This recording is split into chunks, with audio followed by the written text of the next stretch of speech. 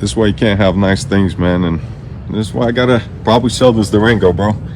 What sucks for whoever did that is, you see that little camera right there? Yeah, I really hope they picked it up because I'm about to put you on blast. So as promised, here is the footage of the break-in. This is definitely a targeted case. As you can tell, the Kia Soul pulls up with the busted rear window. Two guys get out, walk directly towards the Durango, while the third guy gets in the driver's seat for a quick getaway. They come up to the car, they point to the window they're gonna bust, and then they double check to make sure it is my car by checking for the YouTube Lextasy channel sticker. And then with the top of that tool that they're using, bust the window out. The guy in the black hoodie jumps in. Now this is crazy because they're doing it like 9 o'clock at night, so they're not waiting until midnight or 3 in the morning. They're being very brazen about it, and they're not caring, obviously. And now I don't keep anything in the car, which is a good thing, so they weren't able to grab anything from it. What is going on, guys? My name is Lextasy, and welcome back to the channel. You already seen the first few clips of this video, so you know what it's about. My 2021 Dodge Durango Hellcat got broken into last night by some thugs or kids that don't want to work a full-time job, and I guess they think it's just easier and better to break into people's cars. So today we're going to go over the damage, we're going to look inside, we're going to clean it up, we're going to put a new window on here, and I'll go over exactly what the police said and well, what am I doing about this situation. And I'm actually this close to figuring out who it is, and when I do, I probably will put them on blast because things like this just shouldn't go unpunished. I gotta say, there's something unsettling and just unnerving about somebody invading your privacy like this, especially since my wife daily drives this car with 3 kids in it. It's wild that somebody would just decide to break in like this. And I will go over also a few things that I learned about how and why do they steal the Dodge Durango Hellcats, and why do they break into these cars, or any Hellcat or Chrysler product for that matter. It's kind of wild, and I wish Chrysler would fix it, but obviously they don't care. All right, let's go ahead and look at the well, the damage, man. What really pisses me off, like, I understand if there's like 20 cars on, you know, the whole apartment complex. It's a massive complex. There's probably 400 cars there. If they just broke into like 10 cars, I get it. You're just looking for stuff to steal. But the fact that they targeted my car, that's what really pisses me off, because in the video you'll see that they're coming by here. The guy in the white hoodie points at this window, and then he comes over here and just does like that, which means he was checking and making sure that this is my Durango, because that's my YouTube Lextasy name on here. So obviously they were targeting my car, which is very, very unfortunate, and that's the part that really makes me upset. The fact that they were looking for my car, and obviously they found it and they were hoping to get something. Unlucky for them, they got nothing out of it, but they did leave some fingerprints on the top here, so that's a good thing. Well, let's go ahead and look in here. Actually, let me grab my light that I grabbed. Yes, I got my vacuum ready to go because I know that thing's going to be full of glass. And oh my god, let's take a look in here. So freaking upsetting. The fact that, oh my god, oh, look at that, man. That's just, it's everywhere, and it's glass, and I have kids that sit here. Luckily we didn't have car seats in here. They were in the truck, but I mean, there's literally glass everywhere. That's what really sucks, because I'm gonna have kids sitting in here. Having the all-weather mats definitely saved me down there, and having these mats for the car seat saved me here, but it's, I mean, it's literally in every crevice possible. So these guys basically looks like broke in, climbed through here, went to the front over there trying to get in into the glove box, and I mean, they couldn't find anything else. They couldn't take a stroller, it's too big. I don't think they would be able to do anything with the stroller. I mean, it could have been worse, obviously. They could have just tried to steal the car itself. I didn't see any brake lights come on because I thought maybe that's what the game plan was to take the car. I have multiple trackers, so that, you know, yeah, if they would have took the car, which I don't see how they would have, but if they did, they wouldn't have gotten far, because the trackers, not just the ones that are from factory, but there's other ones that I installed everywhere in the car, because, well, obviously not my first rodeo, and I have dealt with Dodges all my life, Hellcats, Chargers, everything, so I've seen the videos, I know what happens. Oh, it's so freaking upsetting. So basically, here's something that a friend of mine told me. He used to live in one of these cities where, you know, like Atlanta, Detroit, Chicago, where they steal these cars. Here's what they said, and here's what he told me, and it's kind of wild. You would never even suspect this, but I was like, man, like, let's say you're in Atlanta, right? How would you keep up with the Charger? Like, if you're going to steal a car, how would you know? So basically, this is how they do it. They would have a messenger group, and if they spot, like, let's say a red white body Charger, they will put the tag number, what kind of a Charger it is, location, and time. And they would do this for a week. So they would, if somebody sees it at Walmart, somebody sees it at McDonald's, somebody sees it at someone's house, they would literally make a schedule and a history graph of this car for a week, 2 weeks.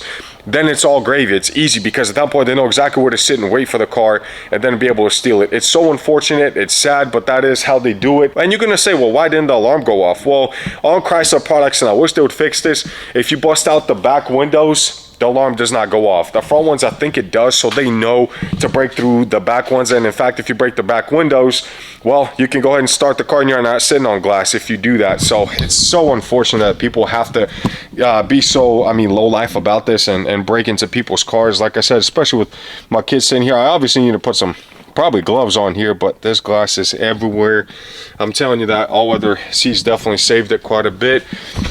I mean, we'll have to clean this thing out. My wife needs a car to drive, but there's even glass up here. I don't know if you could tell. A little bit over here. They did pull this medical first aid kit out of the glove box, so obviously they're trying to find stuff. I don't keep anything in my cars for a good reason. They are idiots because they didn't take the radar, though. That's $600 radar, so obviously I won't keep that in the car anymore. But let's go ahead and start cleaning this up. It's not going to be fun at all, but it's got to be done. Before I even open this up, obviously I got to get as much glass off of this door outside of the car, so I have a clean area to work with and I don't get any glass in my face or my body or on my hands or anything like that. Now I know a lot of you are going to be like, whoa Alex, what are you doing by cleaning the car out before you call the police, before you got the fingerprints off the car? Well, I'll tell you why. I'm not calling the police. Now a lot of you are going to say that is the dumbest thing you've ever heard, but let me explain, right?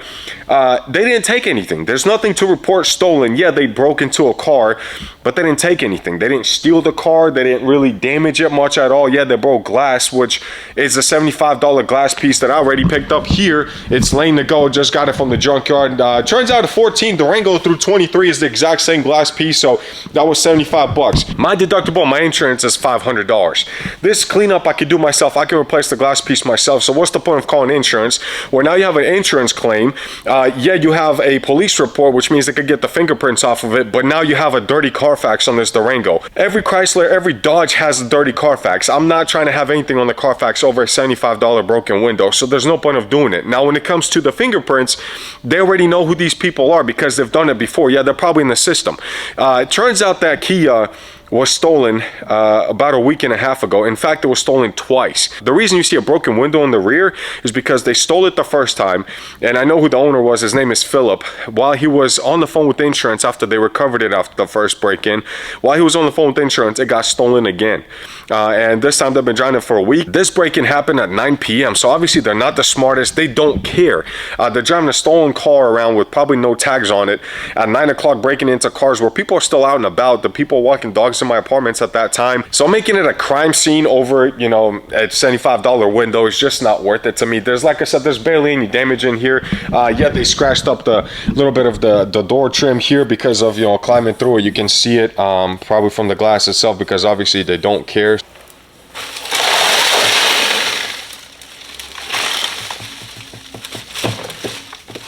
Oh, it's definitely on my hand. I'm gonna get that out of here. The window is obviously tinted, so there's that.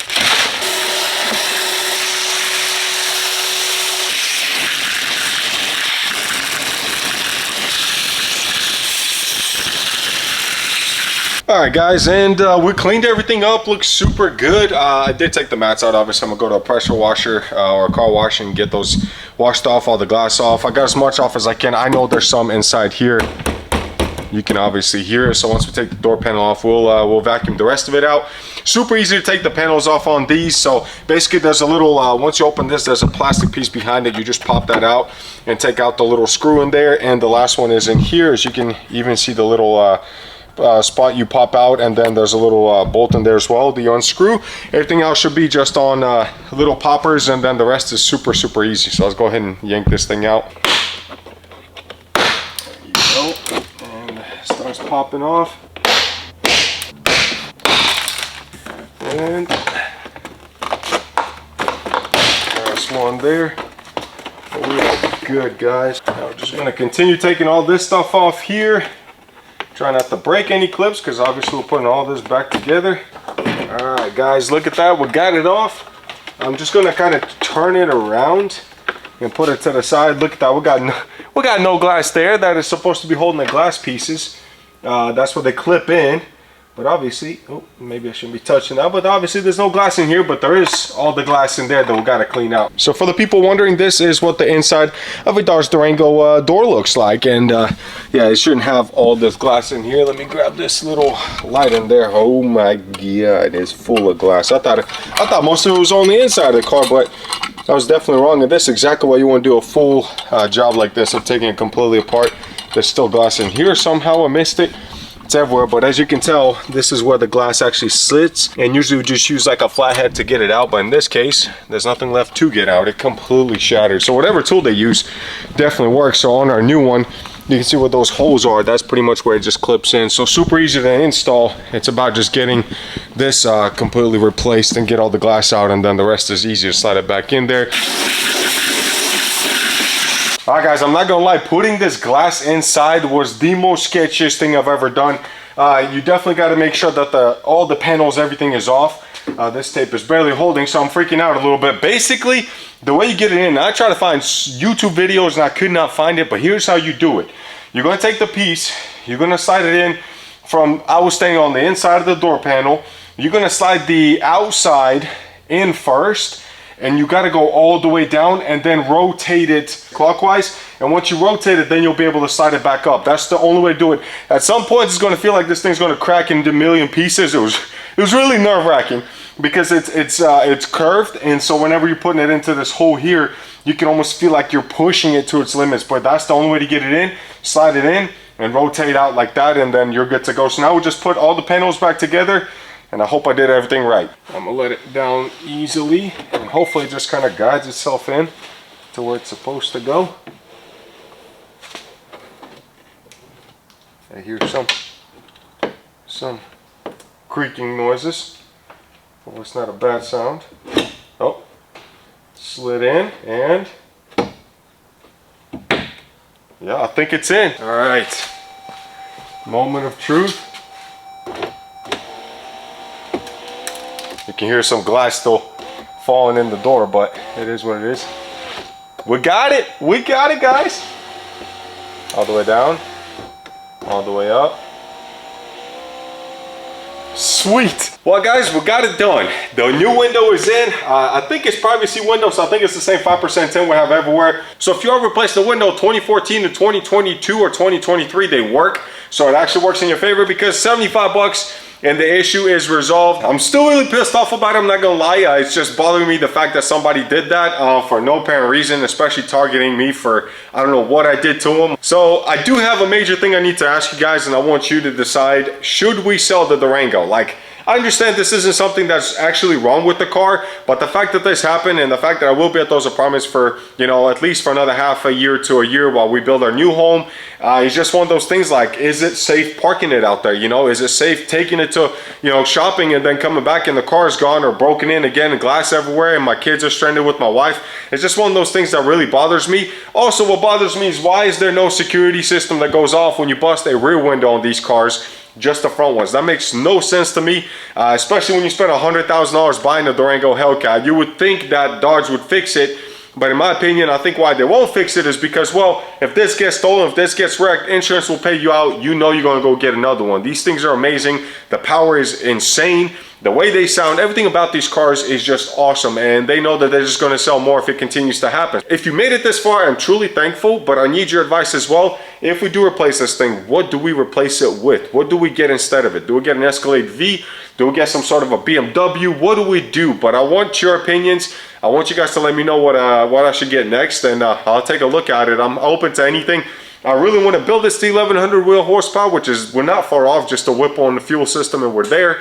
But again, if I can't leave it outside and hope that it doesn't get stolen or broken into, it's just an unnerving and unsettling feeling. But thank you guys so much for watching. Enjoy your lives, enjoy your cars. Please put a camera out there, have a dash camera, have trackers in your cars, because you just never know. And just for a few dollars is definitely worth it, and it gives you a peace of mind. But thank you guys so much for watching. I'll see you in the next video. Peace.